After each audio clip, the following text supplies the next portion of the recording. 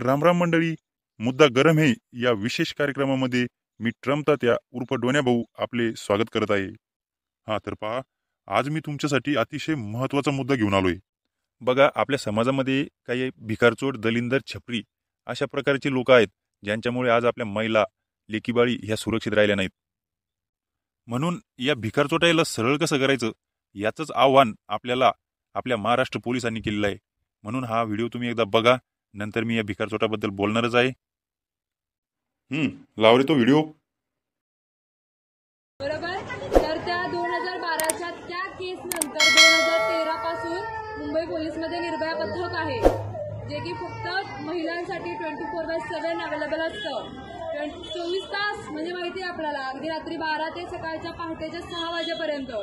त्या वेळेमध्ये सुद्धा मी कसं सांगू पोलिसांना किंवा मी कसं घराच्या बाहेर पडू हा विचार मनात आणायचा नाही। डायरेक्ट 100 नंबर 103 नंबरला फोन करायचा। तुम्ही जिथं कुठेही असाल, पोलीस गाडी तिथे येणार। मुंबई पोलीस खूप अलर्ट आहे। तुम्ही भांडण वगैरे केल्यानंतर कॉल करत असाल, गाडी येते ना कोणी केलं का नाही फोन, बरेच कॉल पडतात। तर तुम्ही असंही तुम्हाला कधी अडचण असेल तर तुम्ही फोन केला तर गाडी येणार, किंवा तुम्हाला शक्य असेल तर तुम्ही पोलीस स्टेशनला येऊ शकता। ठीक आहे। तर आता तुम्हाला मी थोडक्यात एक केसेस सांगते आणि त्याचे लॉ पण सांगते की आपल्यासाठी IPC मध्ये काय काय प्रोव्हिजन केलेले आहेत।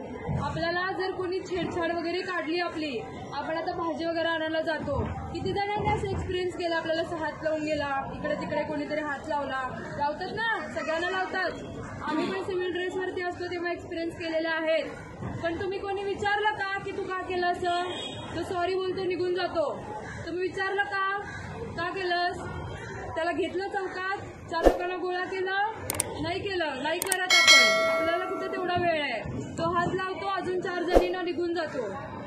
मग आपण त्याला सोडून द्यायचं असंच? तुम्ही जोपर्यंत त्याला घेऊन येणार नाही, हे प्रमाण कमी होईल का? मला तुम्ही सांगा, प्रमाण कमी होईल का? नाही होणार। तुम्ही अवेअर व्हा, तुम्ही त्याला घेऊन या पोलीस स्टेशनला। ह्या सगळ्या छोट्या छोट्या गोष्टी आहेत, पण तुम्ही जोपर्यंत इनिशिएटिव्ह घेणार नाही त्या गोष्टी बदलणार नाहीत। बरोबर आहे? समजतंय मी सांगितलेलं? त्यामुळे जर असं कधी वाटलं की कोणीतरी मुद्दाम आपल्याला हात लावलेला आहे, मुद्दाम आपल्याकडे सारखं बघतो आहे, घेऊन यायचं त्याला, चल म्हणायचं पोलीस स्टेशनला। ठीक आहे। किंवा आता एक एक्झाम्पल सांगते, भाजी आणायला एक गेली होती महिला, ती म्हणते की टोमॅटो कसे आहेत, तर त्यानंतर तो म्हणतो, म्हणजे त्याने किंमत वगैरे सांगितली, पण ती बोलते नरम आहेत थोडे, जरा कडक दाखव। मग तो त्याच्या सोबत जो मित्र होता त्याला म्हणतो की कडक पाहिजे त्यांना भाजून, म्हणून तो हसतो त्यांच्याकडे बघून। मुलींना भाषा समजते नाही, तिनं मग त्या लँग्वेज वरती त्यांनी हसून म्हणजे हसले ते, तिनं सरळ त्याला घेऊन आले पोलीस स्टेशनला। त्याला बघितलं आम्ही काय करायचं ते। मग ह्या छोट्या छोट्या गोष्टी आहेत, जोपर्यंत तुम्ही पुढाकार घेणार नाही हे प्रमाण कमी होणार नाही। ठीक आहे। तर हे झालं 354 कायद्याअंतर्गत येतं हे। आता ह्यातल्या काही महिला कामावरती जात असतील, आपण कामाच्या ठिकाणी जातो किंवा घरी येताना, इकडे तिकडे जाताना, जर एखादी व्यक्ती मला सारखं जाणवते, मी जिथं जाते माझ्या मागे येते, असं होतं ना, एखाद्या व्यक्तीला आपण आवडत असेल तर आपला पाठलाग करणार सारखं। खास करून मुली ज्या 15 ते 20 वर्षाच्या वगैरे आहेत, सारखं त्यांच्या मागे जायचं तर छान दिसते म्हणून, किंवा तिला बोलण्याचा प्रयत्न करायचा, तू छान दिसतेस, तुझ्याशी मैत्री करायची आहे। शाळेतली मुली सुद्धा। त्यामुळे आपण आपल्या मुलांकडे जास्त लक्ष द्यायचं, ते घरी आल्यानंतर काय करतात आणि त्यांची संगत कशी आहे, ते कोणाकोणाच्या सोबत असतात, त्यांचं फ्रेंड सर्कल कुठलं आहे। बरोबर आहे? पटतंय मी सांगितलेलं? आपली खास करून मुलगी सुद्धा काय करते, कोणासोबत बोलते का, बोलण्याबद्दल दुमत नाहीये, पण मुली काय करतात हे तुम्हाला थोडक्यात सांगते।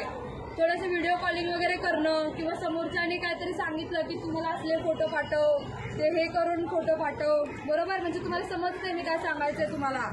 थोडेसे कपडे वगैरे काढून फोटो मला सेंड कर। मग ह्या प्रेमात आंधळ्या असलेल्या पोरी काय करणार, फोटो पाठवणार, किंवा व्हिडिओ कॉलवरती काहीतरी त्यांच्या प्रायव्हेट रूम असतील तर तिथं काहीतरी करत बसणार आहे उद्योग, बरोबर? स्क्रीनशॉट मारायला किती वेळ लागतो व्हिडिओ कॉल केल्यावर? मग ब्लॅकमेलिंग करणार, परत तुझे हे फोटो मी व्हायरल करेन, मग तू माझ्यासोबत राहा, नाहीतर मी तुझ्या घरच्यांना सांगेन। मग जबरदस्ती चालू होते ना, इथून ब्लॅकमेलिंग चालू होतं ना। एक्सपिरियन्स केला असेल कोणीतरी किंवा ऐकलं असेल आजूबाजू कधीतरी घडलेलं, होतं, खूप केसेस येतात या, त्यामुळे आपण चान्सेस नाही द्यायचा समोरच्या व्यक्तीला. खास करून आपल्या मुलींना तुम्ही सांगा की फ्रेंडशिप असते, फ्रेंडशिपपर्यंत राहा, पण काही प्रत्येक गोष्टीला एक वय आहे, बरोबर. मुली आताच्या काय करतात किंवा मुलं सुद्धा 18 वर्षाची वाट बघायची, पळून जाऊन लग्न करायचं, बरोबर ना. आणि लग्नानंतर 1 वर्षाच्या तीच मुलगी येणार आपल्याकडे की आई बाबा मला त्याच्यासोबत नाही राहायचंय. ती जी मुलगी पळून जाताना म्हणते पोलीस स्टेशनला येऊन की माझ्या आई वडिलांपासून धोका आहे, मला या मुलासोबत राहायचंय, बरोबर. असेच करतात मुली, मला आई वडिलांसोबत नाही राहायचंय, मला ह्या मुलासोबत राहायचंय. आम्ही बघितलेलं आहे, असं येऊन स्टेटमेंट देतात. आणि मला आणि माझ्या नवऱ्याला माझ्या आई वडिलांपासून धोका आहे. ज्या आई वडिलांनी तुम्हाला जन्म दिला, मोठं केलं, त्यांच्यापासून तुम्ही धोका आहे म्हणून सांगता. आणि 1 वर्षाच्या त्याच येणार की हा शिवीगाळ करतो, मारहाण करतो, मला याच्यासोबत राहायचं नाहीये, बरोबर. हे कशामुळे घडतं सगळं, मॅच्युरिटी नसते, आयुष्य बरबाद करून घेतलं, बरोबर. त्यामुळं मुलींना सांगायचं की तू जोपर्यंत स्वतःच्या पायावरती उभी राहत नाही, तुला लव्ह मॅरेज करायचं आहे ना, आम्ही करून देतो, पण तू स्वतःच्या पायावरती उभी राहा, तू जिथं म्हणशील तिथं लग्न करून देऊ. हे पळून जाण्यापेक्षा हे चांगलं आहे, बरोबर आहे, समजतंय. तर ह्या गोष्टी आहेत, थोड्या तुम्ही लक्ष द्या. आणि आपल्या मुलांच्या सोबत आणि मुलींच्या सोबत आपण ॲज अ फ्रेंड म्हणून राहायचं. आई वडील जे इथं आहेत, वडिलांनी सुद्धा, म्हणजे जे पुरुष मंडळ आहेत त्यांनी सुद्धा, की आपण ॲज अ फ्रेंड म्हणून त्यांना ट्रीट केलो आणि त्यांना समजून सांगण्याचा जेवढा प्रयत्न करू त्या गोष्टी चांगल्या आहेत.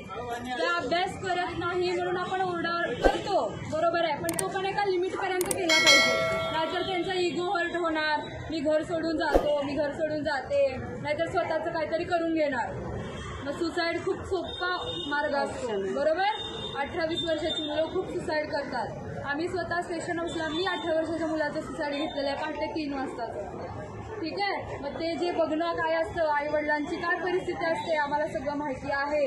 त्यामुळे थोडंसं त्यांना समजून सांगा, अभ्यास आता नाही करायचा, ठीक आहे, राहू दे, नको करूस, थोडा वेळ खेळ, पण त्याच्यानंतर कर, ठीक आहे. हे थोडंसं आपण बोलायला शिकायचं आहे. तर बघा, अतिशय महत्त्वाचा हा व्हिडिओ होता आपल्यासाठी.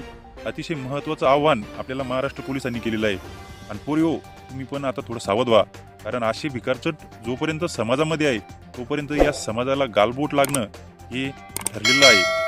आणि त्या भिकारचोटायला पण मग एकच सांगणं आहे की तुम्ही किती उड्या मारा, पण तुमची जिरवायला महाराष्ट्र पोलीस खंबीर आहे.